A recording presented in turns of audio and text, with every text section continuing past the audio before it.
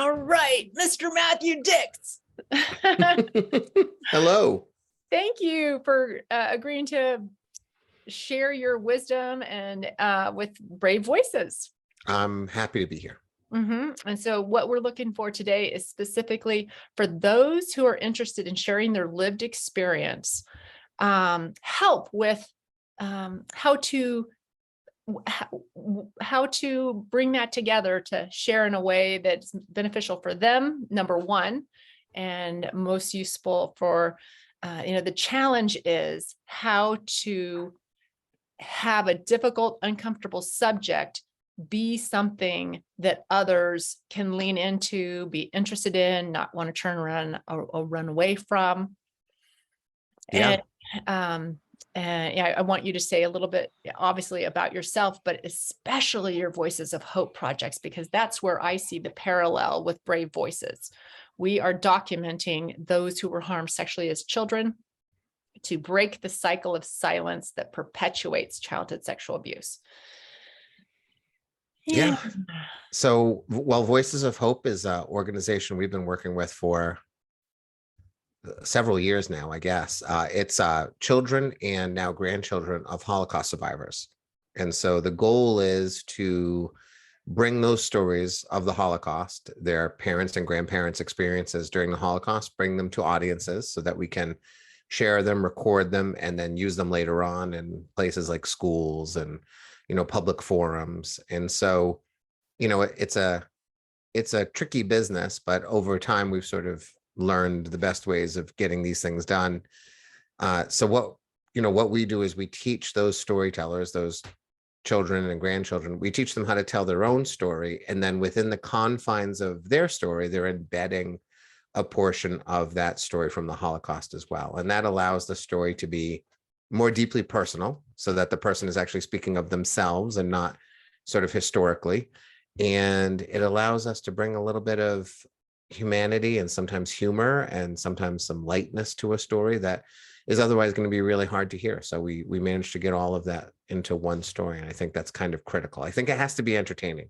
Even if it is a story as horrible as some of the ones you're dealing with, I think there has to be entertainment in it, not meaning necessarily funny, although that is a thing. Sometimes, humor and tragedy seem to go really well together, but entertainment in terms of suspense or surprise, strong stakes in a story, all of those things can bring entertainment to a story as well.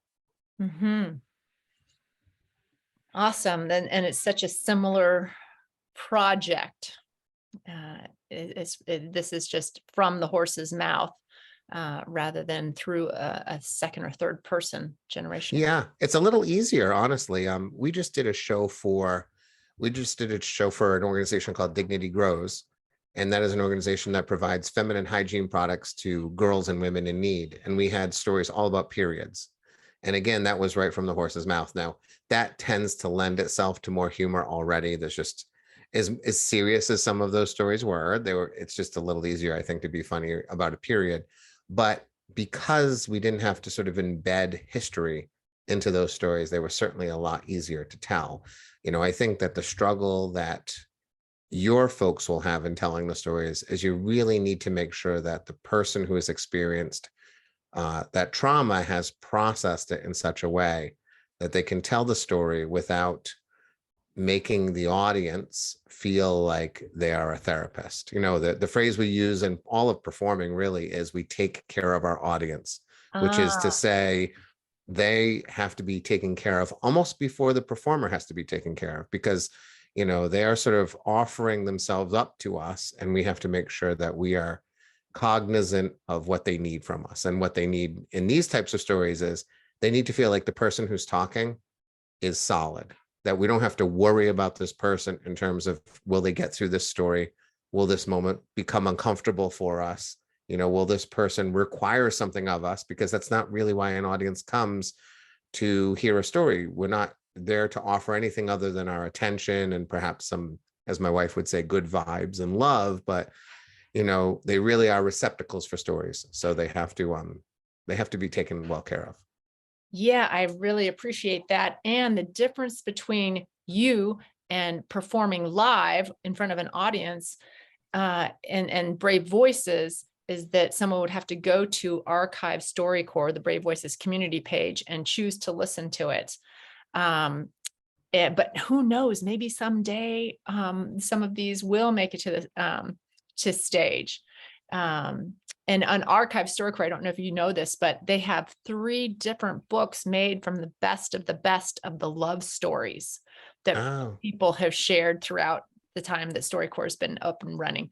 yeah, And hopefully maybe that will be for Brave Voices. yeah, yeah. Yeah. And so as far as, I heard you say, that they're not going to become uncomfortable. And Mhm. in this situation, pretty much it's a given. Everybody's going to be uncomfortable because it's the observable, concrete, lived experience that a person is sharing in this recording on Archive StoryCorps. That's what we're Yeah, at.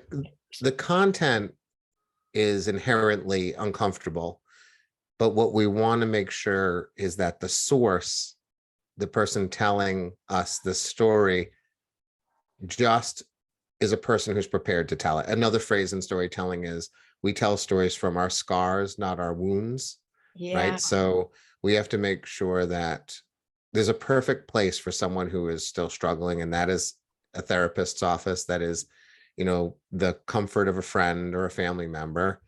But it is not until you can really speak to that, in such a way that we don't worry about you. And that doesn't mean you can't become teary-eyed and verklempt and even weepy during a story. That's a normal thing for someone who has processed trauma and is now re-experiencing that, that moment for them. That's a fine thing to have. That's not something we should avoid.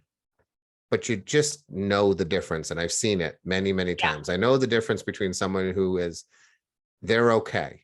They've Yeah. dealt with this, they've processed it, they're moving through their lives without it sort of as a lodestone, versus what I have also seen, which is someone getting on stage and you just worry that they're not going to even be able to get through things without falling apart on us. And you don't want that ever, because it doesn't allow an audience to hear you anymore, because they just sit on edge waiting for something bad to happen rather than really listening to what you have. I get that. And this Brave Voices Oh, you is, froze. yeah, Brave Voices is such a niche market, right? It has to be only for those who feel an internal drive that they a longing to share and have it be public. And they have to have done their work and be ready. Yeah. Yeah. Uh, And one of the things that will certainly help you is, stories beget stories. mhm. So, you often need the brave souls to take the stage first and do the thing. And then other people will realize that they can do it as well. It was the same thing with Voices of Hope. That first group of children of Holocaust survivors, they met me. I had no track record in terms of this type of a show. And, it was a much heavier lift and it required a lot more trust from them that what I was telling them was going to work. And now, we've probably done, I don't know, a dozen of those Voices of Hope shows. And many of the audience members now in our shows are previous storytellers who are now here to hear the next group of people tell their stories. Oh, And once you manage to get some people speaking and, you get that verified, this works, it's going to be okay, that's going to help other people sort of, take that leap as well. yeah. And my request is for every person that I interview, they go on and interview 2 others. So eventually everyone across the United States and around the world will be on Archive StoryCorps interviewing each other. Yeah, that's beautiful. That is the hope. Right. Yeah. And of course, the technology component. So for some of us that are older, figuring out how to make the recording happening and blah, blah, blah. So there perseverance and yeah. So from our scars, not our wounds. So I completely get that. And I'm so glad that that's being explicitly described. And I just want to share recently, even though I've been processing the harm that I experienced since I was 18 years old when I first had my first memories of it. I went to the dentist recently and I had a crown put on and my mouth was open and things shoved in it for a 3-hour period. And I was not, it was a shock and a surprise of how my body went into reaction, and how much self-regulation that I needed. So sometimes we think, oh, I've got this. I've been processing this. I've done my therapy. I've done my work, and shit still comes up. So Yeah, I had a moment in school this week where a student was, let's just say, acting in a highly dysregulated way and sort of in my space. And one of my friends who knows I struggle with PTSD from, a violent moment in my past, came to me just to say, just checking in on you because I know that, that was a lot. And sometimes I know a lot can be a lot. And it hadn't affected me at all, this particular instance. But there are moments where, my wife and I went to a movie once and I didn't know anything about the movie. And we sat down and I said, "What is this movie?" And she says, "I heard it's great." And then we were about 7 minutes into it and she turned to me and she said, "I am so sorry. I did not know that this movie was about this." Because she knew that, like, oh, I've caused him a week of, nightmares now. I've really fouled this up. Not her fault, but it is true that is well processed and, is ready to go in the world. We're all sort of like, there's just little cracks that sometimes things wedge in between and create little problems for us. So that's why yeah. you should always be in touch with your therapist. Even if you're not seeing them, you should have that person on, speed Speed dial. dial. I have a PTSD therapist who I speak to once a month. And we Awesome. start by going, "How are you doing?" And I say, "I've got no PTSD problems at all." And he says, "Great, let's talk about something else." And so we just chat for 45 minutes. We do other productive things that I don't necessarily require, but it's good to have someone in your life like that. So yeah. Absolutely. Yeah. Thank you for that. Yeah. Hey, so before we go on any further, will you show us your Storyworthy book and tell us a little Oh, about who you are and why I'm so tickled pink that you sure. agreed to do this interview? Yay, Yeah. So Storyworthy. this is Storyworthy. It's engage. I never can do this without reading it. Engage, teach, persuade, and change your life through the power of storytelling. So I'm an elementary school teacher by trade, I guess. It's the thing that I have to go do every day. But I'm also a novelist and a nonfiction writer. I've published several novels and this and another book of nonfiction. I'm also a storyteller. I perform on stages all over the world and tell stories about my life in theaters and libraries and bookstores and bars and all those kinds of places. I perform for the Moth, if people are familiar with that. I've been in many Moth type competitions and storytelling, things like that. So I've 22 been doing winners, right? Do I have that right? You've won uh, 22 times? it's actually 58. So Oh my it's an old number. gosh. Yeah. But we don't need to talk about that.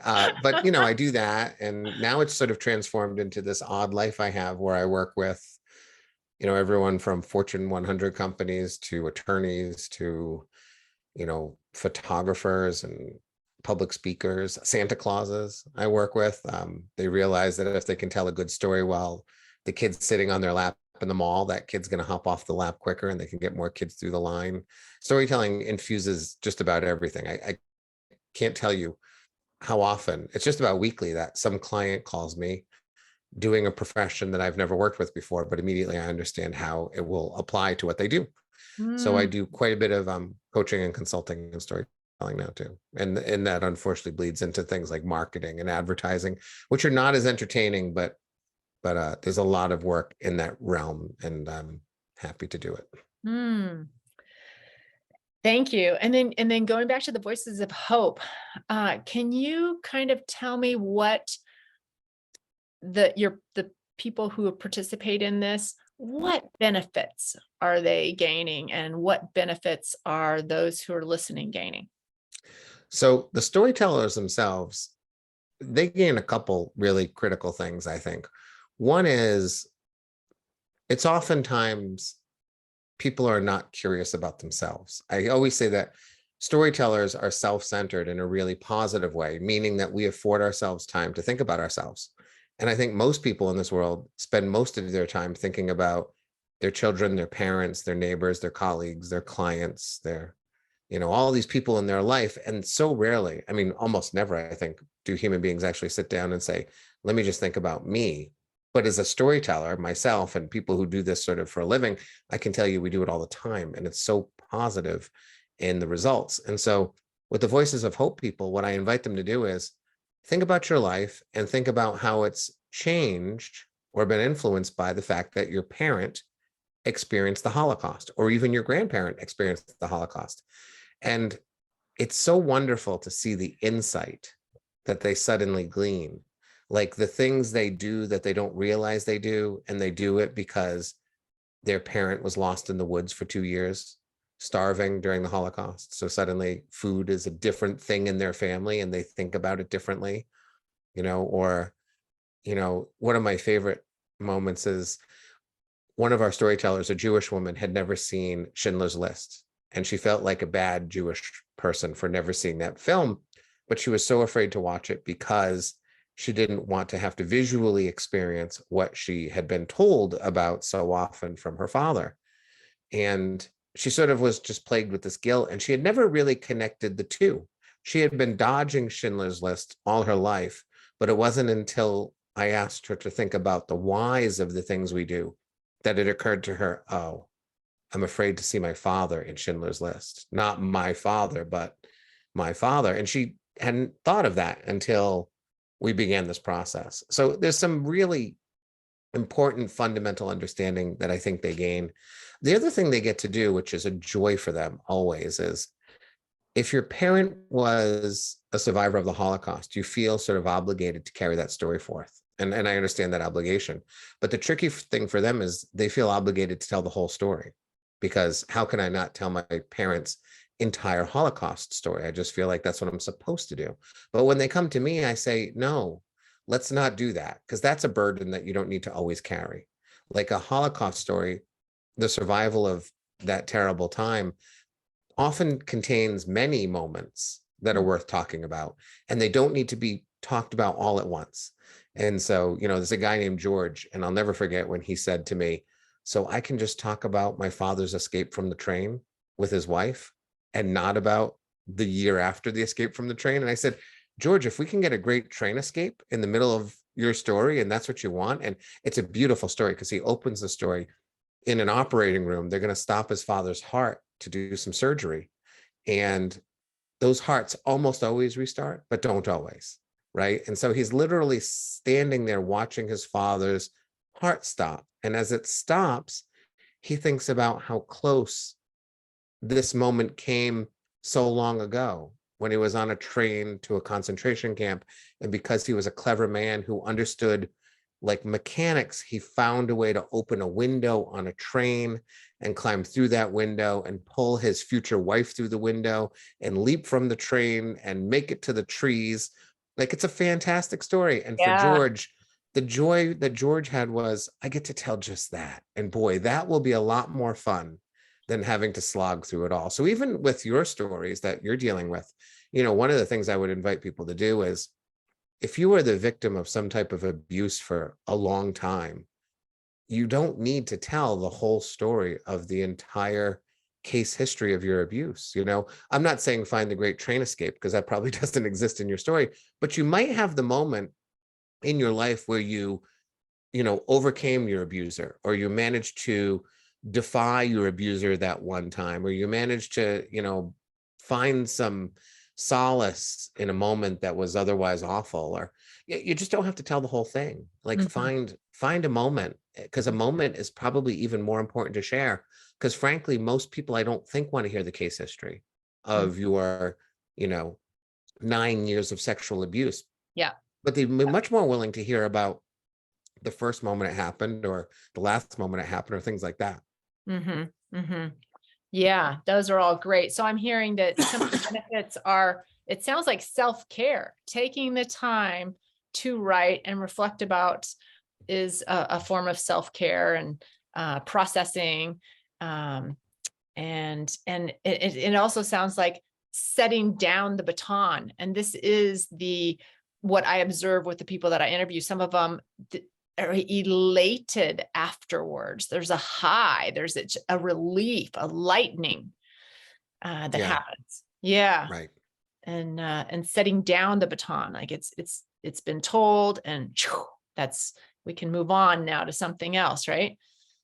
Yeah, there's a thing too for my Voices of Hope people where we craft those stories up, you know, and that's helpful to them too, because they have to tell those stories again and again quite often. They'll go to a school and tell the story, and even like, around Passover, that might be something they decide to tell. And there's a certain level of comfort, maybe even joy, in knowing that I have a really well crafted version of the story. I have the best version of the story locked in now, and I can roll it out whenever I want. That's a lot better. I work with alcoholics and people who go to meetings and tell their stories. And one of the guys I work with, he wanted to tell the story for a hospital I was working for. And when I was done crafting his story, he said, "I'm so popular in the meetings now because most guys drone on for like 30 minutes, and the story is so painful to listen to because it's not crafted well." Now, that's not the purpose of AA, to go and tell a crafted story. Yeah. Yeah. But when you can tell your story that used to be 30 minutes and you've brought it down to 9, and it's a real tight 9 that's impactful, and it gets all the stuff you still needed to get out, but now you're actually like bringing a little bit of light to the room.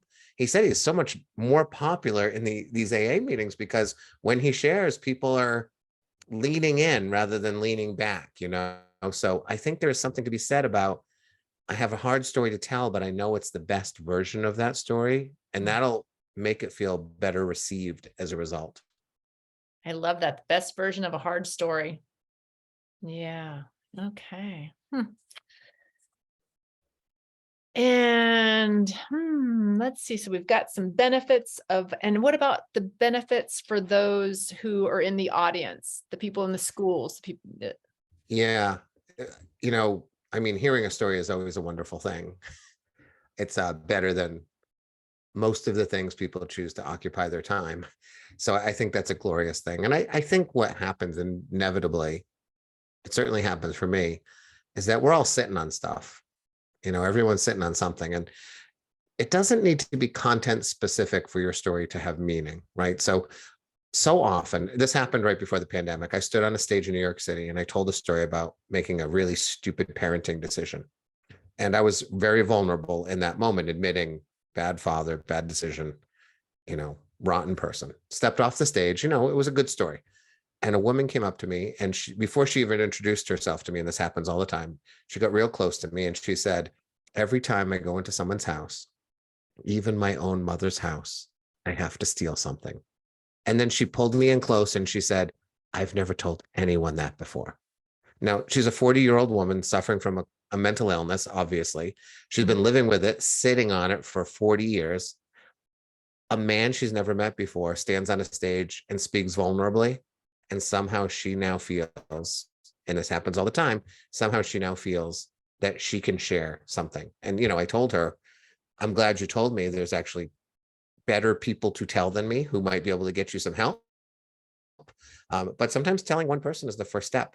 And so, 5 times in my life, a woman has approached me after I told a story and spoken about her miscarriage. And all 5 times, I was the one and only person she had ever spoken to about her miscarriage. And none of the stories I told prior to that were about miscarriages or babies or anything like that.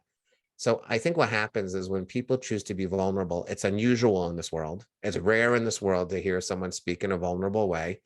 And it allows us to recognize that it's okay to both have a problem that we're still contending with, and to, like, my God, I can actually talk to someone about that problem at the same time. And I think that happens for a lot of audiences, a lot of audience members, at least when they're listening to stories like this. It also obviously will just raise awareness to a great degree, because I don't know. I think that sexual abuse is the kind of thing that people would prefer not to think about. And if you prefer not to think about it, that makes sense. Like, I also prefer not to think about sexual abuse, which means that someone probably should be putting it in front of me every now and again, because if I'm going to choose not to think about it, someone else has to stand up and speak up so that I'm aware of its existence in a way that I perhaps would prefer not to be aware. Mm-hmm. Mm-hmm. Yeah. Yep. I think I mentioned to you the dilemma that I have as far as I use the George Floyd, that until everyone saw that happening, the world did not, or the United States did not go out and close down the freeways and put their foot down and make a change, right? We as human beings will only put ourselves in uncomfortable situations if we care enough about the cause. Otherwise, we avoid discomfort, right? Look at all the drugs, alcohol, shopping, every single thing that we do to get away from discomfort, from feeling uncomfortable. Yeah. I mean, there's joy in detachment, like I love cheeseburgers, but I never want to enter a slaughterhouse where the cows are killed, because I think that's going to probably ruin cheeseburgers for me, right? So, there's an appeal to detachment because it just makes life easier. So it makes sense. People should not feel bad or guilty about not wanting to like turn their eyes towards things that are really hard to look at, particularly if it's not your job, right? If you are, if you're I don't know, if you're if you're a computer programmer, and sexual abuse is not something that your job ever sort of entails in any way whatsoever, Yeah. there's no expectation that you have to like Yeah. go seeking it, right? Yeah. Yeah. So Yeah. stories help us see the things that we don't want to see and see the things that we sometimes don't know enough about. Mm-hmm. Mm-hmm. Yeah. And especially this programmer may never have had anything to do with it, but they have a child, and then not even knowing that this is something, it's their responsibility to protect the child. And so great for them to learn about it. It's hard to think about, it's hard to think about the abuse, but it's also hard to think, for me at least, that there's just like monsters, Mhm. like as a father of two, I would prefer there to be no monsters. And I can't figure out for the life of me why there are monsters. It's just a terrible thing. Mhm. And it's much easier to hope that your child does not run to a monster, and that you can push that a little away, because otherwise getting through the day is a challenging prospect. Mhm. Mhm. Yeah, and then yeah, but the monsters, we know by the statistics, right? Of the numbers of how many people are harmed. What Right. Yeah. And Yeah, then it's astounding. It's terrifying, which yeah. is why we don't want to always look at it. Yeah. Yeah. And so it always leads me back to the question of, and I know you've already addressed this. So my habitual self, who I am, I want to hit somebody over the head with a brick, right? I wouldn't necessarily take care of my audience as far as I kind of open up the lion and stick my head in and let's look at this and analyze this. And then the people in the audience may be freaking out because, whoa, they don't want this graphic detail. They don't want, that's too scary for them. And so for me, the subtleties of and everything that we see in movies, right? There's an insinuation. I always come back to Forrest Gump, right? He knocked down the house of his girlfriend because she was harmed somehow by the father. Well, let's talk about what the father did. Why is she never wanted to have anything to do with her father? But that it's just insinuated that there was sexual harm there. And so we're back to this place of how do we get our culture to care enough to sit in this discomfortable place and yet not scare the poop out of them and make them not want to come to the table to have the discussion at all. Yeah, it's just a balance, really. I have a friend who tells stories for the Moth with me. He competes, and I've always told him, be vulnerable, be authentic, be honest. And so one night he took the stage and he told a story about going on a first date with a girl. and they went and had Thai, and it turned out to be bad Thai.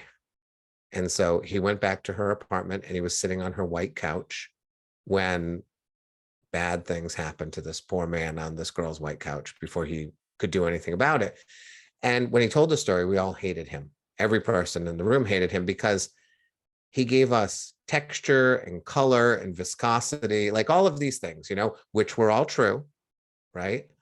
And accurate and authentic and vulnerable, but too much. And so he scored very poorly in the competition. And we, on the street, I'll never forget it, we went out on the street, and his girlfriend was with him, and his current girlfriend, not the white couch victim. And he said, boy, that didn't go well. And she said, that was terrible. And he said, Matt always tells me to be vulnerable and authentic. And I said, I do, but you have to take care of your audience. You didn't take care of us. And he said, how would you have done it? And I would have said, I had some bad Thai. Before I knew what happened, we had a situation. And that would have been enough for the audience to overlay the level of detail that they felt most comfortable with, right? And so a euphemism like, I had a situation, is enough. In Forrest Gump, what they do is they offer you this euphemism of knocking down a building, and it allows you to overlay the level of comfort you have. Now, also, we have to think about Forrest Gump. That's a movie for kids too. That's not a movie for that's not some dark noir, adults only documentary. This is an entertaining movie that we're going to have kids watch. And we have to make it in such a way that adults go, I know what happened. Yeah. And kids go, she really hates that house, right? And so those kinds of things are important. And I think sometimes what we mistake as performers, as storytellers, as people who tell stories, is we just assume that people's capacity is equal to our own capacity. And that's just never the case. And so I'm always aiming for the person who has just stepped a toe into this realm and is not ready to sort of jump in with 2 feet, right? That's the person you really want. The person that's in with 2 feet and ready to hear you, you almost don't need to worry about that person. What you really need to do is to be as inviting to the people who are afraid to step in the tent rather than the people who are already in the tent. And what we do is we use euphemism, and we don't need to go into, I think, the level of detail that necessarily some people feel they need to go into. Those are the types of things that I think will invite people into our tent. Whereas putting your head in the lion's mouth does not invite people into the tent. I think it just sort of makes them go, I'm going to find another tent to be inside. Yeah. I think you're right. And, Brave Voices is not just interviewing those who were harmed as children. It's being brave enough to start the conversation with the person who your child's going to go have their very first driver training with, and will be alone in that car. So somebody to be brave enough to say, what kind of protocol do you have in place to ensure that I can be comfortable that my child will be safe from sexual harm for the next hour? That's a brave voice. That's speaking up. And my belief is that if we do this in front of the child hears this, they know about this subject, they've heard it their whole life in one form or another, in the way that you're suggesting, without putting the head in the lion's mouth. Yeah. And I think people would be inclined to say, well, that's a conversation you have to have with the first driver, thing. But I think for some people, again, we have to acknowledge not everyone has the same capacity. And so for some people, that's an exceptionally challenging conversation, right? And maybe for that person, it's so challenging, it's an email rather than a conversation, right? And that's sort of stepping your foot into the tent. When my kids were young enough to need babysitters, they're still a little young enough to need a babysitter, but we used to have a lot of babysitters. We always wanted babysitters who could drive, but we couldn't always get them. So sometimes we'd have a young lady in our house babysitting our kids, and we'd come home at 1 a.m, and the babysitter would need to be driven home. And it was always my wife who drove the babysitter home. We made that decision. It wasn't that Matt's worried that he's going to hit on the babysitter on the way home, but it was Matt aware that I bet the 16-year-old girl doesn't want to be in the car with the 40-year-old man. And by the way, I don't ever want to be in a car with a 16-year-old girl when I'm a 40-year-old man, because Lord knows what could be misconstrued in some horrible way. And suddenly I'm trying to explain, something that is utterly irrelevant and innocent and that can look different to people. But that's, again, those are those conversations we have where, we tell that 16-year-old girl, Alicia will be driving you home. And we say it very casually. Yeah. When we come home, Alicia will drive you home, but just sending the message to her that you won't have to deal with me, Yeah. even though I'm completely, Safe I'm and completely wonderful. safe. I Yeah. do no harm. I work with children every day. We don't want you to think you're going to be stuck with me. But those are the kinds of things we have to think about. I think when we're dealing with anyone that we're going to tell a story to, we have to just assume that they want the kindest, gentlest, most inviting version of your story in order to step into your tent. Mm-hmm. Mm-hmm. Yeah. I really appreciate the part that you shared with um, n- not explicitly telling the graphic details about what happened on the couch. Yeah. And I'm curious for those who get blocked or stuck. We've talked about, yes, you got your therapist on call. But if they're, so I practice nonviolent communications, right? So our feelings lead us when we pay attention to them. They are red flags to know what it is that we need.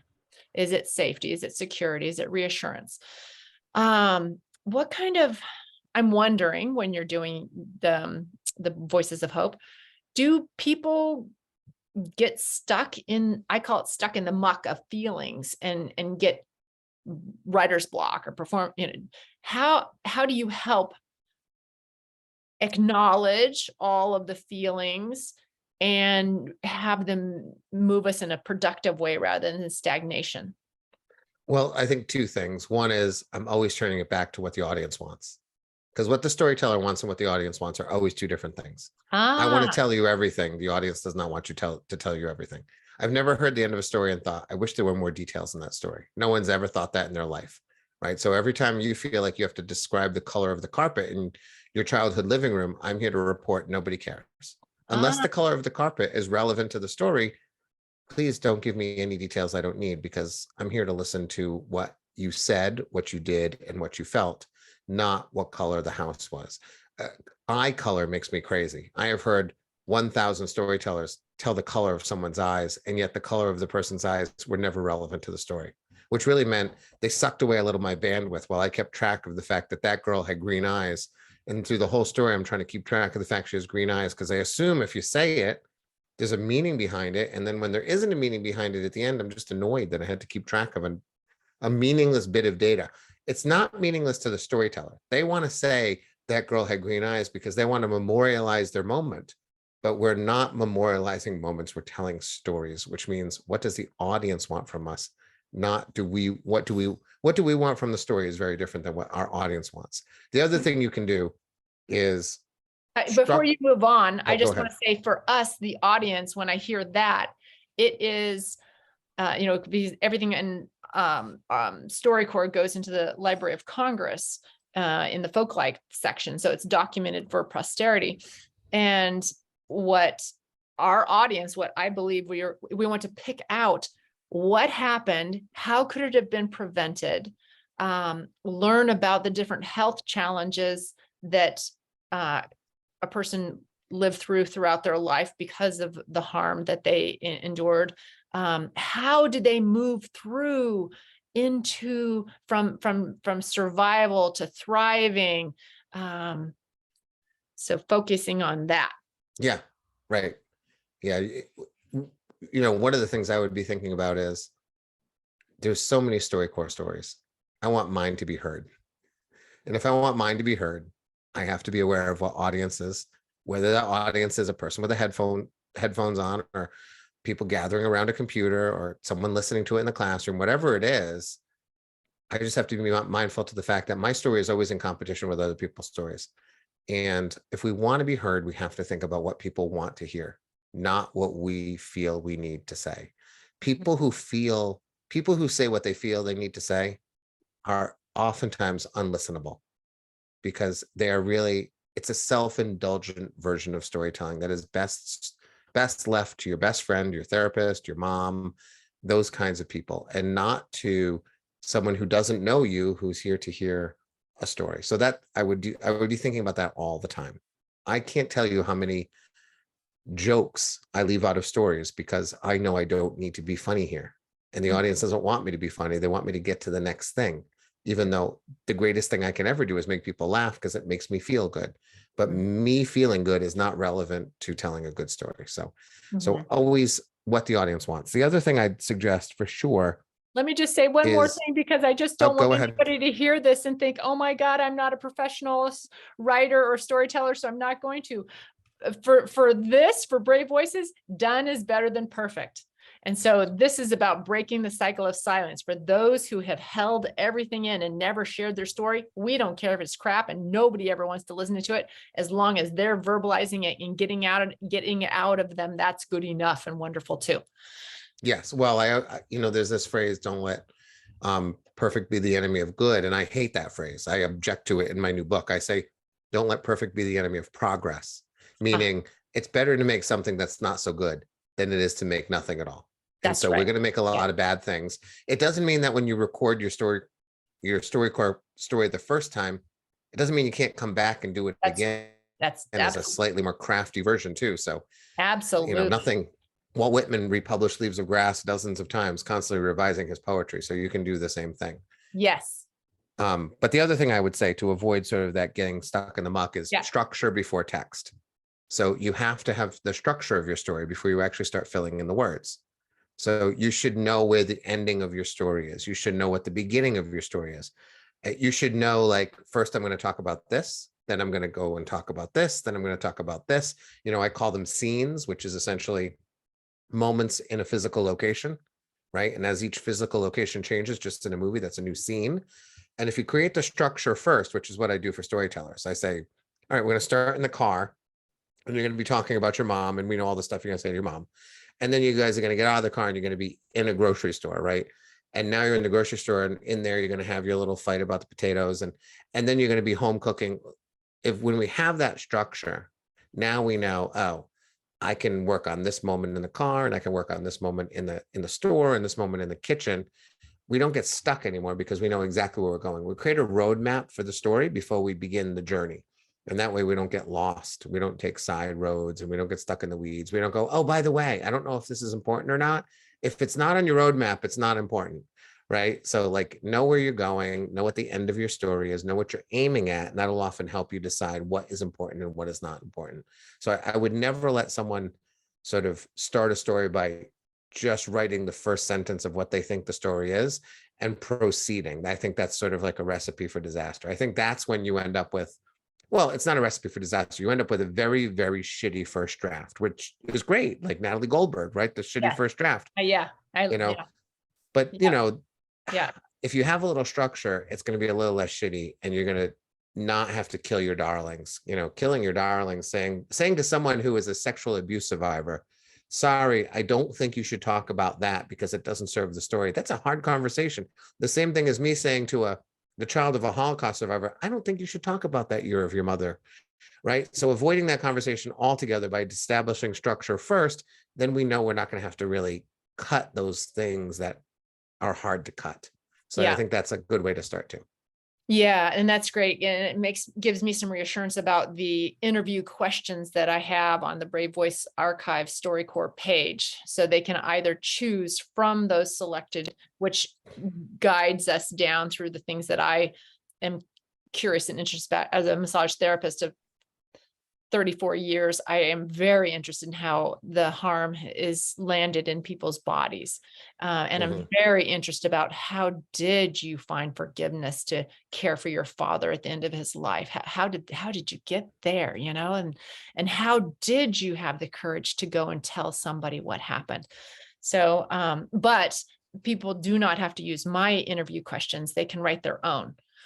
And so everything that you've just shared, for those who want to go write their own interview questions, will be helpful. Great. Awesome. Anything else that you, that I didn't think that I should ask or didn't know to ask. Um, No, I mean, I think you're doing really good, hard work. I work with someone who, or a friend of mine runs an organization, the Story Collider. It helps to teach scientists how to tell stories about their work. And I always say, so you've chosen the most difficult people to work with, and I always make fun of her for, why would you take on that? Scientists, they're terrible storytellers and they always want to talk about their data, right? And so you've squarely fallen into that camp as well, which is, I've decided to do the really hard thing. And so I think that's a wonderful thing. Thank you. Thank you. Yeah, And I can't recommend Storyworthy enough. I love thank you. what you suggest about just writing down one sentence for every day to trigger our Oh, memory and bring back and adding more value to our life.